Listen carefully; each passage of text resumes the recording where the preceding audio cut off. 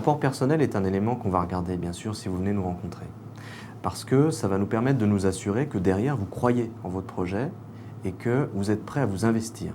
Maintenant, ça ne fait pas tout. On va regarder également à l'intérieur ce qu'il y a dans le dossier.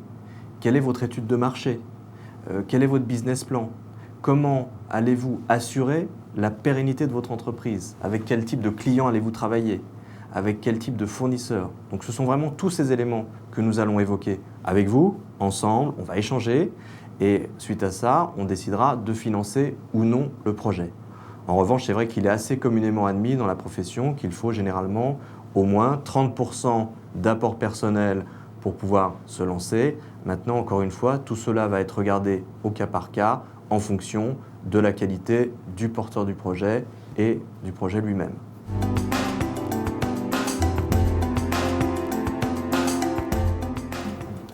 La restauration rapide est un secteur d'activité extrêmement dynamique. On connaît des croissances de chiffre d'affaires d'à peu près 5% par an. C'est dû au fait qu'aujourd'hui l'offre est renouvelée de manière importante. On a des concepts de pizza emportée, on a des concepts de pâtes, on a des concepts de snacks bio, on a des boulangeries, pâtisseries, etc. Donc beaucoup de concepts aujourd'hui et une offre complète qui intéresse le consommateur.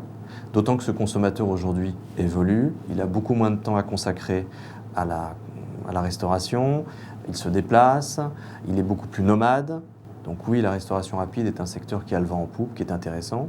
Encore faut-il cependant avoir des qualités de gestionnaire et aussi de manager, parce qu'on a besoin de gérer des stocks, on a besoin de gérer également du personnel, et ce sont des éléments donc, qui sont importants à valider. Dernier point également important dans le cadre de la restauration rapide, c'est la qualité de l'emplacement, puisqu'on a besoin d'être sur des endroits qui sont très passants.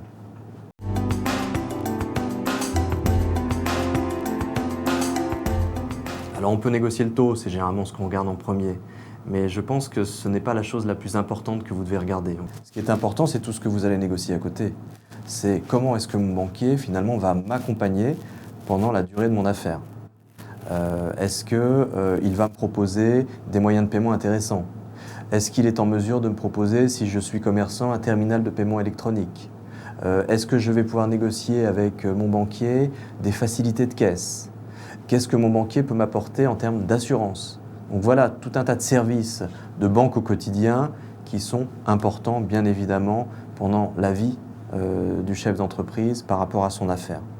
Et il est donc très important, au-delà de cette négociation pure et dure de taux qu'on va peut-être avoir au début et sur lequel on va souvent beaucoup focaliser, s'assurer derrière qu'on est surtout face à un banquier qui connaisse bien le marché des professionnels, qui soit en mesure d'être à l'écoute de son client, qui soit en mesure de lui donner des conseils et qui ait une proximité géographique et humaine aussi, bien sûr, avec son client. Parce que n'oublions pas que le banquier, c'est aussi un commerçant dans la ville.